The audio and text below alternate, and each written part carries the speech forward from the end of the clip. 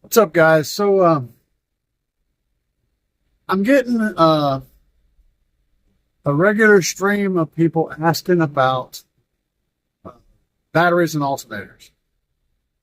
All right. So we're going to talk about electrical system, charging, alternator, battery, powering your car audio equipment, or if you happen to have any type of large electrical load on your vehicle that's way more than normal, this still applies to you too. Let's talk about it. All right, so first of all, I've got a rather different alternator electrical system set up than you probably do on your vehicle. But it's all still basically the same stuff, and I'll explain. In my vehicle, I've got this alternator and this alternator powering two different electrical systems. So this is a 300 amp alternator. This is a 370 amp alternator. This one is powering this battery and powering the Tahoe to run it. This one is actually powering a separate battery in the back and powering the entire car audio system. When this breaker right here is in the closed position, both of those systems are working to do both jobs. When it's open, they're both separated. But again, this is a slightly complicated system, but it's not the subject that we're talking about today. I am going to explain some stuff, though, using this as my illustration point. Now, what limits your charging system from outputting a lot of power? Say you've got a 2,000 watt amplifier, okay? And your voltage is dropping, and you're like, okay, what do I do to fix that? Well, your alternator is putting out, say, 100 to 190 amps power, potentially, while you're driving down the road, okay? Its potential is about 100 to 190 amps, depending on the vehicle and the alternator system that comes with it. The battery is capable of outputting 1,100 cold cranking amps, 900 cold cranking amps, 800 cold cranking amps. Okay?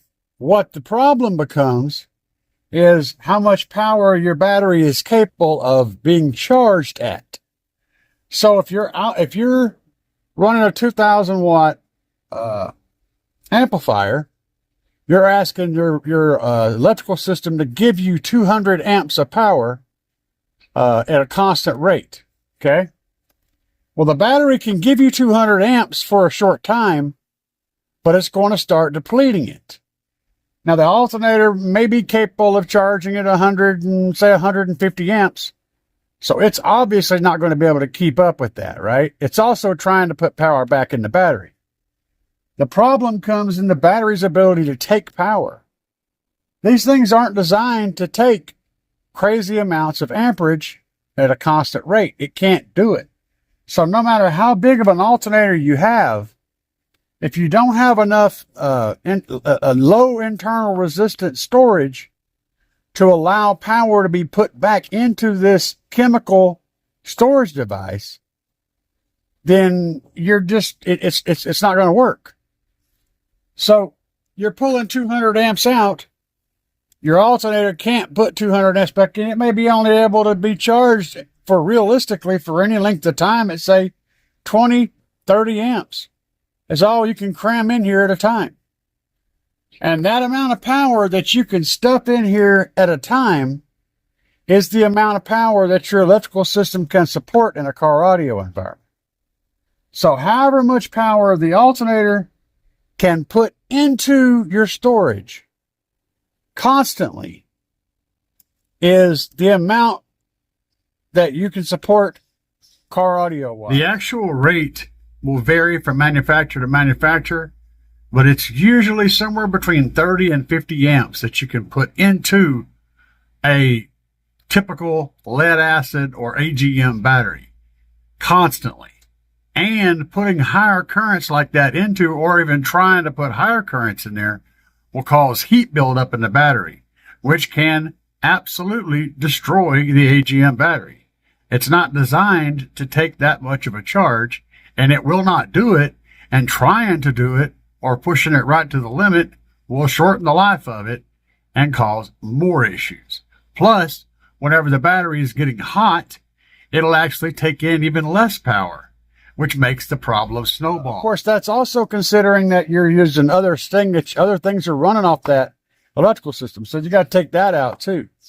Now, let's say, okay, well, you know, you're using that up, so you put a bigger alternator on. What does that do? It's still trying to put out power, but the battery can't take the power.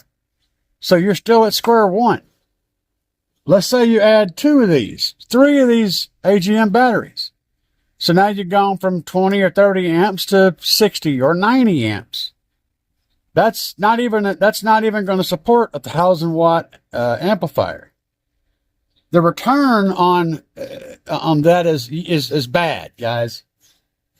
If you want to be able to support something like 5,000 watts, you're going to need 8 AGM batteries and a high output alternator.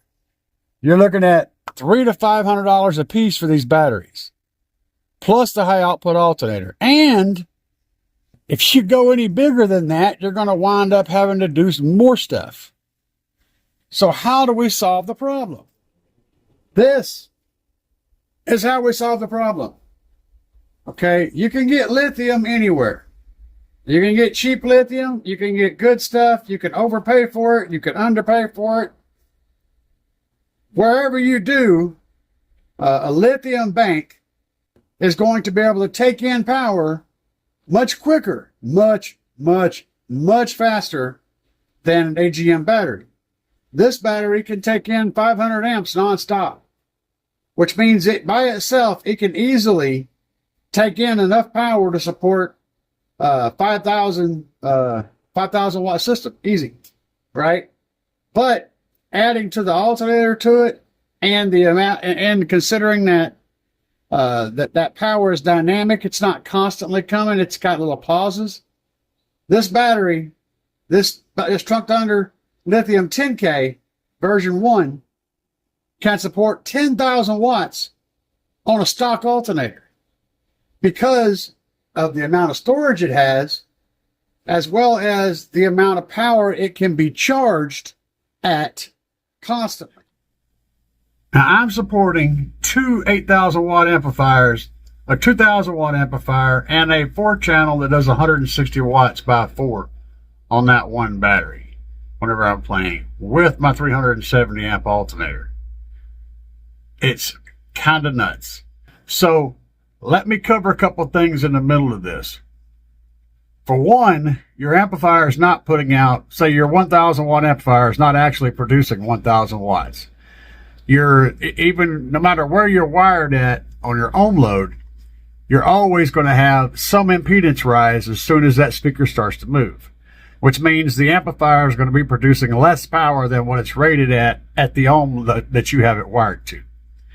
As an example, an amplifier wired to 1 ohm will typically have a 3 to 4 ohm actual rating while it's playing, which means you're going to be making maybe half the power that the amplifier is rated at. But you're also losing some of that electricity that you're putting into the amplifier as heat.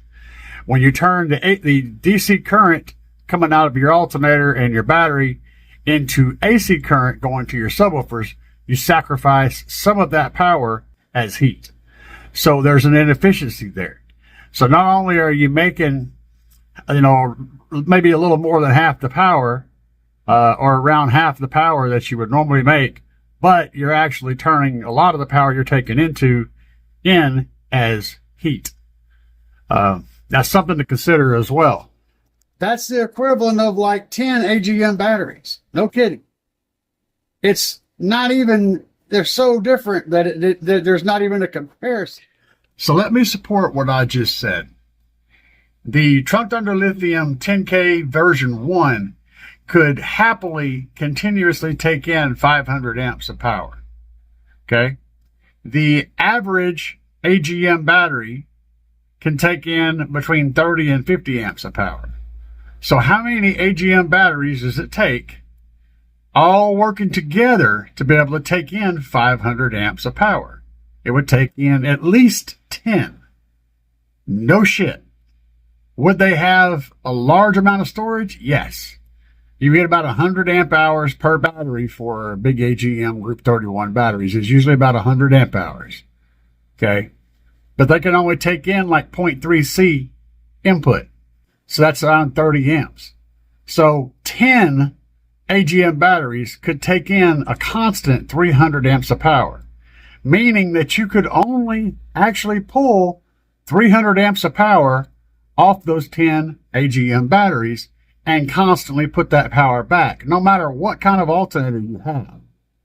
All right? It doesn't matter. You could have 20 alternators, and they're only going to take in around 300 amps, 300 to 500, depending on what their specific numbers are. The point is, 10 batteries at like 100 pounds a piece, that's 1,000 pounds of batteries, take up a huge amount of space, and they can only put out about the same power as what I'm running in that tiny little battery over there on the side of my Tahoe. Now, I have less amp hours. I've only got 44 amp hours in that battery. The version 2 that's coming out, the 10K version 2, has got 100 amp hours of storage. And it can take in that same large amount of power. It's actually higher than that, I think. So the point is, yes, you can put 20 alternators on there. You can do big 3 kits all day long until you're greening the gills. You can put 5 or 6 AGM batteries on there, and still your 3,000 watt amplifier or 4,000 watt amplifier is going to drop your voltage. It's because you're using the wrong storage for the job. So when it comes to Trunk Thunder Lithium, which is what I recommend for everything, the reason I recommend Trunk Thunder Lithium specifically over any other lithium brand is because I know how vigorous and rigorous and insane they test equipment. So Brandon at Trunk Thunder Lithium is absolutely nuts. He brutally tests every single type of cell he's running, every build, the banks he's pulling. He takes them to the limit and finds out exactly what they can and cannot do. He builds with thought on the maximum amount of conductivity. Good solid copper bars, copper conductors everywhere. He uses medical grade balancers to make sure that the cells always stay balanced. He's rigorous and extreme about everything. So I know that when I get a battery from Trunk Thunder Lithium, it's going to do what he says it can do and much, much more.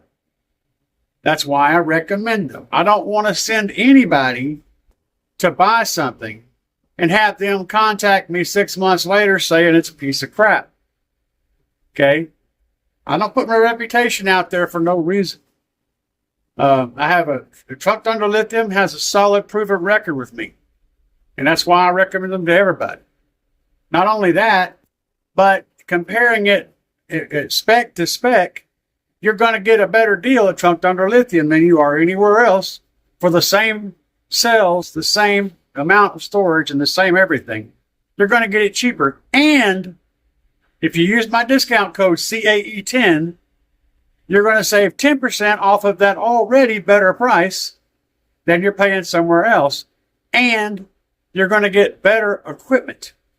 A lot of these places, and I don't say names, but a lot of these big companies will use aluminum bars inside. They use the very bare minimum equipment to put those together, to build those banks, minimum specs, to get the most money they can get out of the sale.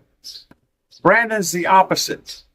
He uses the very best of whatever he can. He wants to make sure he's giving you the most possible battery you can get. It's a completely different mentality, right? There's a reason why I recommend Trunk Thunder Lithium, guys. And that's why.